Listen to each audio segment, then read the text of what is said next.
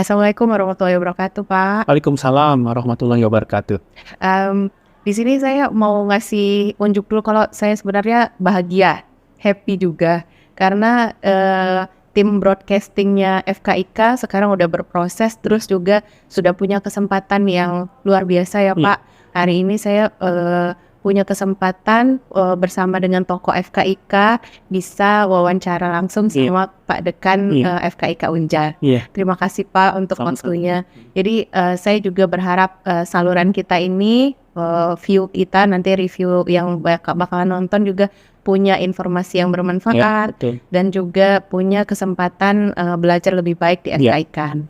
Tapi sebelum saya tahu gimana FKIK gini Pak ya, saya juga pengen tahu Pak, gimana sih Bapak bisa sampai di tahap ini loh Pak? Gimana proses Bapak belajarnya untuk sampai jadi dekan sekarang ini? Kita pengen tahu Pak, latar belakang pendidikan Bapak dulunya gimana sih Pak? Oh gitu ya. Oke, makasih ya Mbak Ica atas kesempatannya ya. Ya terus terang suatu kebahagiaan ya bagi saya pribadi saat ini karena akhirnya niat kita ya sudah cukup lama bisa terrealisasi, yaitu kita mengembangkan suatu media komunikasi untuk sebenarnya targetnya tidak hanya internal tapi juga memberikan informasi-informasi kepada masyarakat awam ya berkaitan dengan apa sih yang sudah dan akan dikerjakan di Fakultas Kedokteran Ilmu Kesehatan Jambi.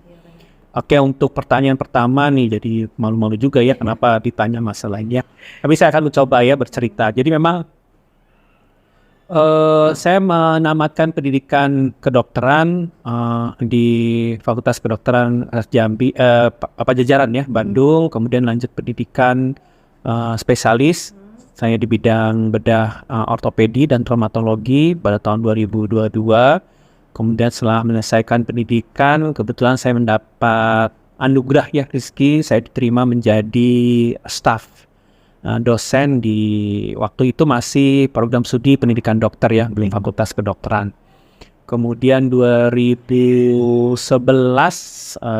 kita ada program, pada saat itu ada hibah dari kementerian kerjasama tripartit antara kita, PSBD Universitas Jambi, kemudian FK Universitas Riau, dan dengan pengampunya Fakultas Kedokteran Universitas Gadjah Mada.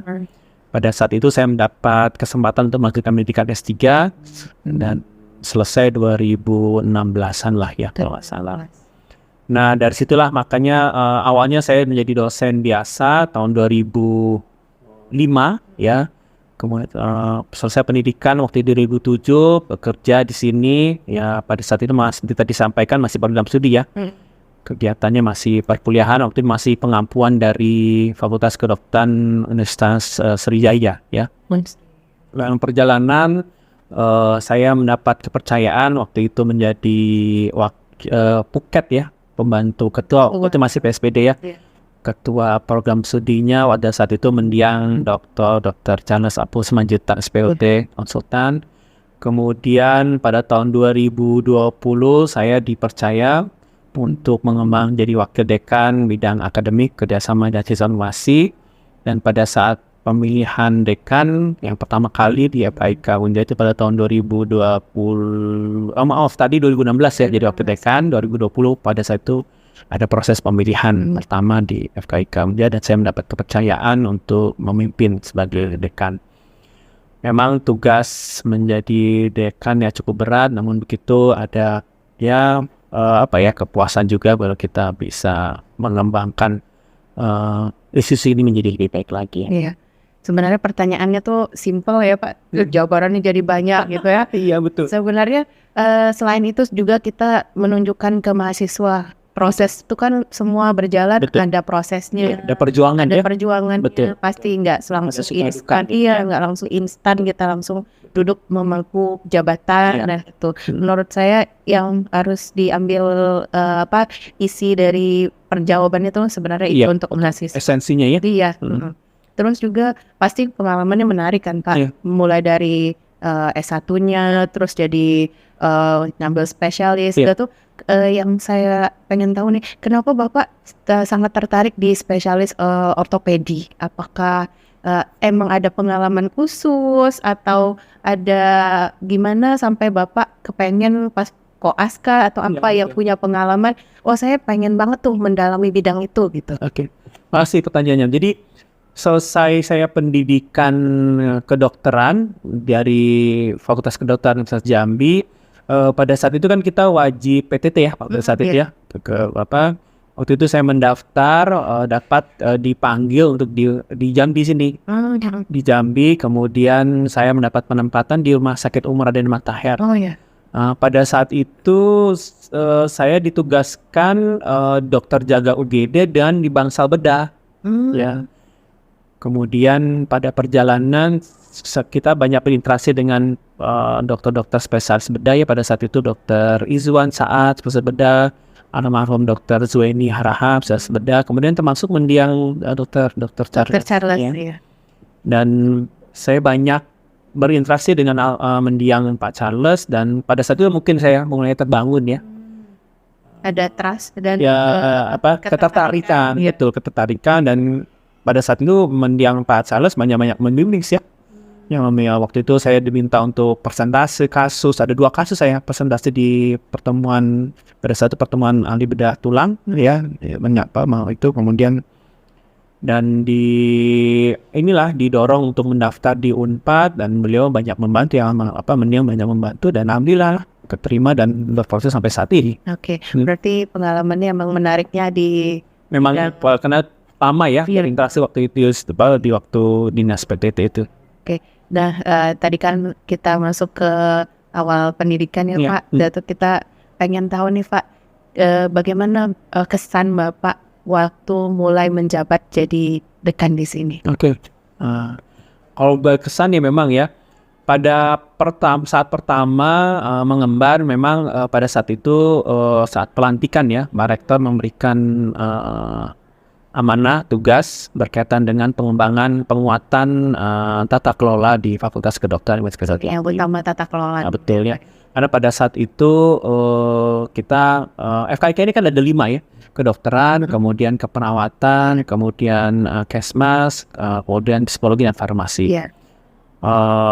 Pada saat kepemimpinan rektor saat ini, Profesor Dr. Andes Sutrisno PhD, ada perubahan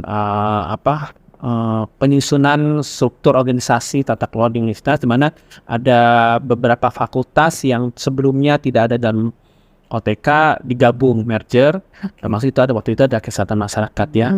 Kemudian ada pergeseran dari prodi farmasi yang awalnya di Fakultas Saintek digeser ke FKIK. Pada saat itu makanya Pak Rektor saat menitipkan untuk tata kelola. Itu yang pertama. Kemudian yang kedua, dalam berjalannya waktu kementerian mengeluarkan adanya program MBKM. Ya, Merdeka Belajar Kampus Merdeka. Memang tidak hanya di FKIK atau Universitas Jambi, tapi dimanapun perguruan tinggi kan terjadi gejolak terkait dengan transisi ya program tersebut, sehingga ada perubahan ya, ada penambahan di mana ada beberapa item yang sangat krusial, contohnya 20 SKS pembelajaran di luar prodi kan, itu memang perlu kerja keras ya. Itu juga menjadi tanggung jawab yang berat. Dan yang terakhir, yang ketiga itu pada saat 2020 itu mengemban, itulah kita pandemi COVID kan, ya. Memang di situ kita pembelajaran itu kan berubah kan ya. Itu kan perlu effort yang memang cukup berat. Namun begitu ya, kalau kita tilik saat ini, saya melihat bahwa syukur alhamdulillah saya sangat terbantukan karena teman-teman pengelola baik di wakil dekan, ketua jurusan ya, dan kaprodi mempunyai visi misi yang sama, mempunyai mempunyai keinginan yang sama-sama untuk melangkah, untuk menjawab tantangan-tantangan yang tadi saya sampaikan. Sehingga pekerjaan saya sebagai dekan tidak terlalu berat.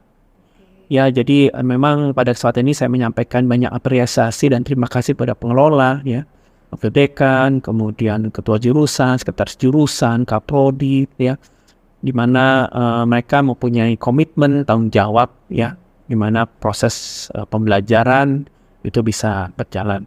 Sebagai salah satu contohnya juga kan kemarin kita kan berhasil untuk ISO ya. Iya, Itu kan salah satu prestasi ya, dan saya yakin itu bukan prestasi seseorang atau sekelompok orang, tapi itu semua. Ya. sebuah sistem ya. Iya, betul. Dan memang ISO menilai proses juga. Betul, Pak, betul ya. Walaupun sebenarnya memang masih banyak kekurangan, namun begitu kan ini satu momentum, satu loncatan ke depan, gimana kita bisa mencoba untuk merubah budaya pekerja kita untuk menjadi lebih baik lagi sih. Iya, Gitu kan. melalui ya proses-proses Iya, yang salah satunya ISO. ISO itu. Nah, kalau program kerjanya gimana Pak menurut Bapak, yang kan Bapak baru menjabat dari 2020 sampai 2024 ya.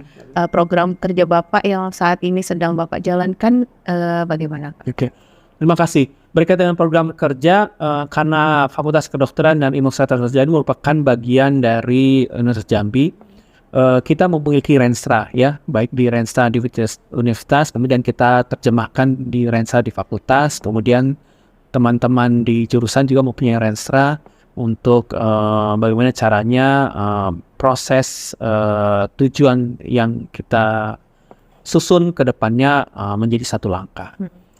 Pak Rektor mempunyai konsep, mempunyai platform yaitu sebenarnya Jasmart ya, student achievement, kemudian manajemen transformation, kemudian ada beberapa lagi ya prestasi mahasiswa dan sebagainya ya, kerjasama, akreditasi. Jadi itu semua di sini saya sebagai dekan berupaya untuk memaksimalkan platform tersebut bisa berjalan, bisa menjadi panduan langkah kita baik di fakultas maupun di masing-masing jurusan, sehingga kita mempunyai kesamaan pencapaian. Berarti program kerjanya masuk ke baik itu pengajaran, berarti program kemahasiswaan juga masuk di jelas. Ya, sesuai dengan tridharma perguruan tinggi ya. Pertama pembelajaran, kemudian penelitian, pengabdian masyarakat. Memang masih banyak kendala-kendala. Namun begitu menurut saya itu bukan kendala tapi tantangan ya. Ya mudah-mudahan ke depan saya optimis dosen-dosen kita di sini, para mahasiswa ya, Sivitas Akademika FKIK UNJAM mempunyai visi misi yang sama ya. Untuk mencapai FKIK lebih maju. Baik, betul ya. Mengakar kuat dan unggul ya. Iya, mengakar kuat. Dan yang saya mau berkaitan dengan mahasiswa, mungkin para pemirsa tuh kayaknya udah lama banget ya Pak ya. Kayaknya viewer kita tuh lebih banyak ke remaja mungkin kan, atau mahasiswa yang masuk ke kita, dan ini juga diusahakan menjadikan wajah baru kita untuk di media-media baru, salah satunya yang akan kita luncurkan ini. Nah, menurut Bapak program atau kegiatan berkaitan dengan generasi baru deh Pak, yang sekarang kan kayaknya udah bergesernya jauh ya Pak, mulai dari Bapak kuliah, terus saya juga tergolong mungkin bisa dibilang mahasiswa Bapak kan, kalau misalnya diukur berdasarkan usia gitu kan Pak. Terus masuk ke generasi yang sekarang. Nah, itu menurut Bapak sebagai mahasiswa itu apa sih yang harus dilakukan mahasiswa supaya menjadi lulusan yang bagus untuk FKIK atau untuk dirinya sendiri deh Pak, sebagai individu yang bisa memberi kontribusi untuk masyarakat? Oke, terima kasih pertanyaannya. Universitas Jambi memiliki visi misi menjadi world class entrepreneurship university ya, dan itu diturunkan ke level fakultas dan jurusan. Jadi dalam visi misi fakultas juga sudah jelas bahwa kita mempunyai menghasilkan lulusan yang mempunyai jiwa entrepreneurship. Apa itu masuk jiwa entrepreneurship? Bahwa kita harapkan para lulusan itu tidak hanya sekedar berjualan ya, namun sebenarnya yang mau kita titipkan itu jiwanya. Apa jiwanya itu? Tidak mengenal lelah, disiplin, kerja keras, gitu kan? Karena menurut saya tantangan kita ke depannya dengan segitu banyak disrupsi di semua bidang kehidupan, ekonomi, sosial, budaya, pendidikan, ya, kemudian perkembangan teknologi.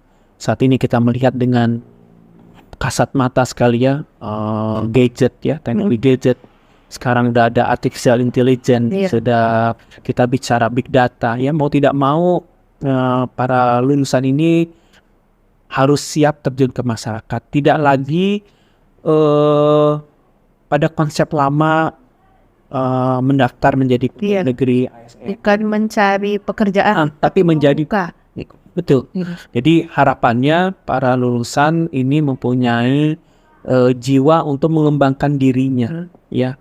Lapangan pekerjaan malah bukan mencari.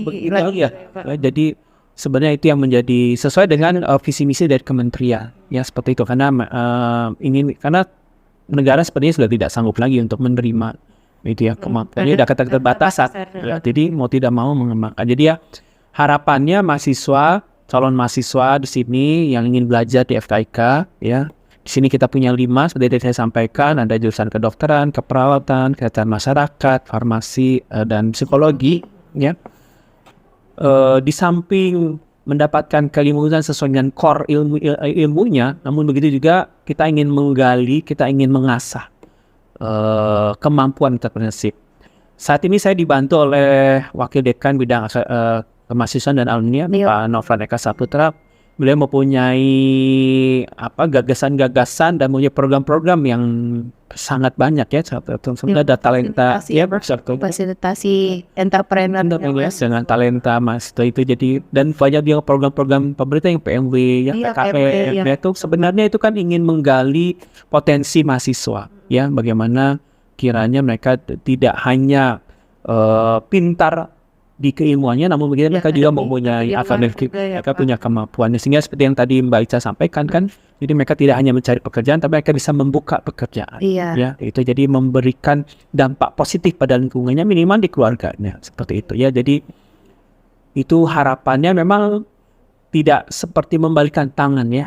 Kalau kita bicara itu butuh proses, dari situ kita ingin proses yang mudah-mudahan dengan kehadiran mahasiswa yang saat ini ataupun nanti calon-calon mahasiswa, kita bisa menjadi booster, menjadi pendorong untuk pengembangan institusi, ya, ke depan menjadi lebih baik. Karena baiknya suatu institusi itu tergantung kepada dukungan dari anggotanya, dan anggota itu termasuk adalah alumni juga. Ya, jadi saya harapkan juga nanti para calon mahasiswa ataupun alumni, yang khususnya alumni mungkin tidak usah berkecil hati, tidak bangga dengan FKIK Jambi, tapi kita harus bangga pada itu dan silakan mengembangkan dirinya, potensi-potensinya, dan bila ada yang perlu kami bantu, jangan segan untuk menghubungi kami, dan kita berupaya, ya, sebagai pengelola untuk membantu para alumni di sana. Ya, kan memang setiap orang kan punya posisi sendiri-sendiri di dalam tatanan society-nya, ya, Pak. Betul. Jadi begitu pula mulai dari kuliah kan pasti ikut ada kegiatan organisasi, hima dan lain-lain. Kalau kita boleh tahu nih Pak, kita ke belakang lagi. Bapak ada pernah ikut organisasi kemahasiswaan nggak Pak? Waktu mahasiswa saya, waktu itu saya anggota BEM. Ya, gitu ya. Terus ke kegiatan ekstrakurikulernya saya aktif kemarin ada kegiatan di masjid. Waktu itu di Asifa, kalau di UFK 4. Kemudian ya biasalah kelompok belajar seperti biasa itu. Berarti penyeimbang, ya Pak, antara kegiatan akademik sama kegiatan organisasi, ada mainnya juga. Iya, betul. Harusnya seimbang, betul, gitu ya Pak. Karena sekarang saya baru merasakan juga, ya, ternyata keberhasilan seseorang itu tidak hanya dinilai diukur dari IPK ini, gitu ya. Namun bagaimana dia bisa mempunyai relasi, ya kan? Dan itu penting, ya. Iya, dan relasi itu kan didapat di luar kegiatan dalam kelas. Tapi di luar kelas kan. Jadi menurut saya sih, makanya saya menyampaikan pada para mahasiswa saya, gitu ya, jangan kupu-kupu, ya. Kalau kata istilahnya kuliah, tapi sebenarnya silakan menggali potensinya, gitu kan, ya. Kita punya beberapa, ya, BEM jelas, ya, kemudian hima di masing-masing jurusan, kemudian ada organisasi kegiatan mahasiswa, ya, PBM ada, gitu kan, PBM ada CIMSA, AMSA, ada seni juga ada. Jadi kalau menurut saya silakan, karena menurut saya itu menjadi bekal, ya, bekal kita nanti ke depannya, gitu kan. Ya.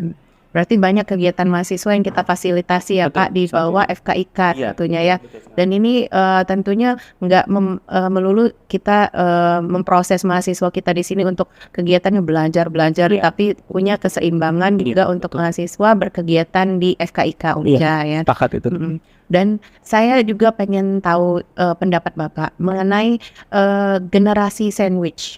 Bukan generasi sandwich, mohon maaf, generasi strawberry. Kan kita banyak dengar ya Pak, kalau generasi sandwich kan yang di antara. Tapi kalau strawberry ini kan bisa dibilang renyah di luar, dalamnya kan agak lembek gitu ya Pak. Nah itu gimana menurut Bapak?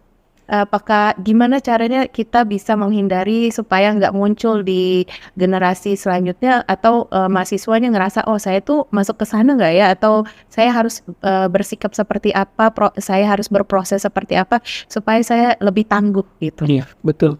Ya itu istilah baru ya. Iya, Ya, banget. betul ya, jadi apa strawberry. Ya memang mungkin hal itu yang tidak saya rasakan pada zaman saya dahulu ya. Pada saat zaman dulu kan gadget ini kan kita masih jadul-jadul ya, Iya, hanya untuk handphone hubungin dan SMS kan. Iya. Ya. Dulu warnet. Warnet itu betul kan ya. Beda kalau yang sekarang gitu kan, di mana saya melihat pada anak-anak, ya nggak usah jauh lah, pada anak saya juga kan ya, sama gitu kan ya. Sehingga dan kalau kita perhatikan ternyata aksesnya dengan kemajuan teknologi termasuk informasi, semua informasi cepat. Lebih cepat masuk. Ya, maksudnya Sedangkan kita dulu lebih sulit kan. Saat kita pagi-pagi udah baca berita Iya. dari TV atau berita koran kan. Paling internet hanya terbatas aja Ya, kan, sedikit kan. bisa aksesnya. Ya, aksesnya kan masih terbatas. Kemudian sekarang tuh konten kreator tuh ya banyak juga. Jadi akhirnya itu akhirnya mungkin kalau menurut saya itu yang menjadi mempengaruhi timbulnya sifat yang tadi yang disampaikan. Ya kembali lagi Sebenarnya itu kan Pak, nggak semua konten kreator itu salah. Iya, ada juga yang bagus. tapi nggak semuanya bisa divalidasi kan. Iya. Ya, jadi harus pilah-pilah Betul. sebagai generasi baru Iya. ya.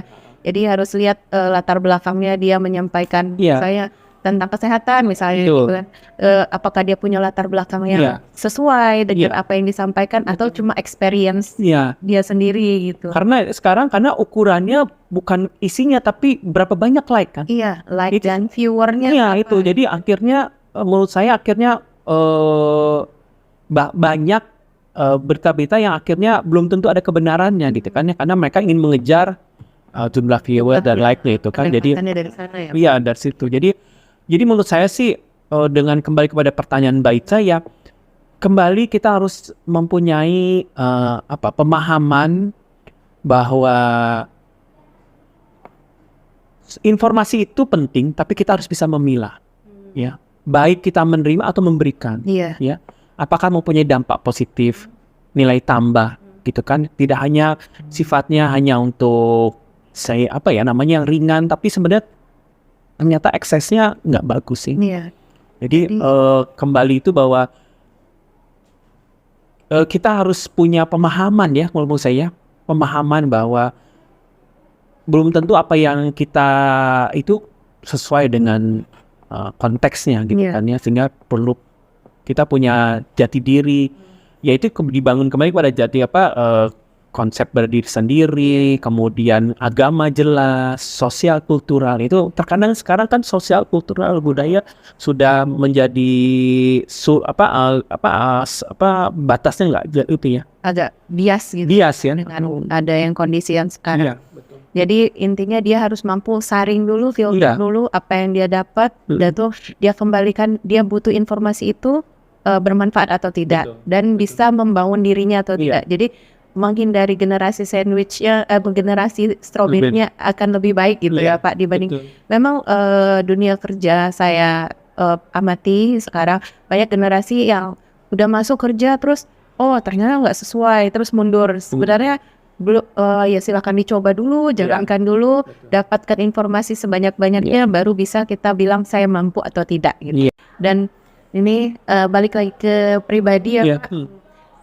Sebelum saya wawancara Bapak, tentunya saya pelajari dulu, saya cari gali informasi dulu. Nah, saya pernah ketemu sosial medianya Bapak, Oh iya. dan Bapak selalu berbagi informasi dan juga konten-kontennya olahraga. Terus jogging, kemudian banyak lagi yang lain. Nah, dari itu semua apakah itu merupakan salah satu media menyeimbangkan pekerjaan, keluarga dan aktivitas lainnya Pak? Atau saya emang suka banget dengan jogging nih? Makasih. Ya sebenarnya jogging ini sebenarnya baru-baru juga sih. Ya sebenarnya karena pada saat COVID ya, kan pada saat COVID itu kan kita banyak kembali beraktivitas di rumah, Aktivitasnya di ya dalam kan. Iya, ruangan. apalagi saya ini karena kita surgeon dokter bedah itu bidangnya di ortopedi kan. Pada saat itu kan benar-benar dibatasin ya, banyak dia sejawat yang meninggalkan kita dahulu gitu kan karena terkena gitu. Sehingga pada saat itu kan kita benar-benar itu, sehingga saya juga untuk mengalihkan gitu kan rasa kejenuhan, saya cari ya, kalau pada saat itu juga saya ada kegemukan gitu kan informasi pada saat COVID itu kan komorbidnya kan ya, banyak korban tuh yang memiliki komorbid ya. Jadi saya mencoba untuk lebih healthy, bisa sehat gitu ya, dengan yang murah meriah ya jogging gitu kan. Tapi jadi akhirnya kebiasaan sih, jadi kayak gitu aja. Jadi lifestyle ya Pak? Iya, saat-saat ini ya, mudah-mudahan bisa dipertahankan. Oke, selain jogging apa nih Pak hobi lain atau kegiatan lain yang bisa dibilang jenuh pekerjaan, terus saya akhirnya kesana deh yang gitu Pak gitu. Oke ya, saya nggak ada ya kegiatan yang spesifik, nggak ada sih. Traveling. Nggak traveling ya, tapi karena kebetulan saya menjabat sini kan sulit ya, nggak bisa gitu kan perizinan itu, jadi ya nggak terlalu ini. Oke. Bisa dibilang ini yang terakhir atau pertanyaan terakhir saya, mewakili dari rekan-rekan atau teman-teman mahasiswa juga, apa pesan Bapak untuk mahasiswa yang sekarang sedang berjalan, dan bagaimana dengan mahasiswa yang akan memasuki dunia perkuliahan? Oke, terima kasih Mbak Ica. Jadi seperti yang tadi saya sampaikan, mungkin kalau menyimak bahwa saat ini tantangan kita berbeda ya. Saya merasakan sekali pada saat zaman early tahun 90-an saya pendidikan dengan sekarang ya. Kemajuan teknologi sudah banyak gitu kan ya. Sosial kultur yang ada juga sudah berubah, berbeda ya. Mau tidak mau kita harus mempersiapkan diri ya untuk mahasiswa yang saat ini masih mengenyam pendidikan, untuk tetap semangat ya, menggali keilmuannya satu. Yang kedua, jangan lupa untuk mendampingi, menyimbangi dengan kegiatan-kegiatan yang positif ya, untuk pengembangan, untuk menggali potensi gitu kan ya, utamanya jiwa entrepreneurship gitu ya. Seperti tadi saya sampaikan, tidak berarti entrepreneurship itu terbatas kita untuk membuka usaha gitu, tidak, tapi jiwanya, seperti saya bilang, jiwa itu jiwa disiplin, tidak pernah mengenal lelah gitu kan ya, ya tanggung jawab gitu kan. Itu kan menurut saya kan jiwa yang mempunyai nilai positif ya, untuk apalagi menghadapi tantangan saat ini ya. Dan untuk para calon mahasiswa juga, kami tunggu nih ya untuk bergabung ya, seperti yang tadi sampaikan, ada di kedokteran, keperawatan, kesehatan masyarakat, di psikologi dan farmasi ya. Insya Allah saat ini kelima sudah terakreditasi baik sekali ya B ya, jadi nggak usah khawatir, ragu-ragu untuk masuk ya. Insya Allah nanti di sini kita akan sama-sama lah belajar gitu kan. Saya juga tetap masih belajar ya, dalam suatu kehidupan kita kan tidak selesai ya, learning by doing ya, long life learning itu kan kita seperti itu kan.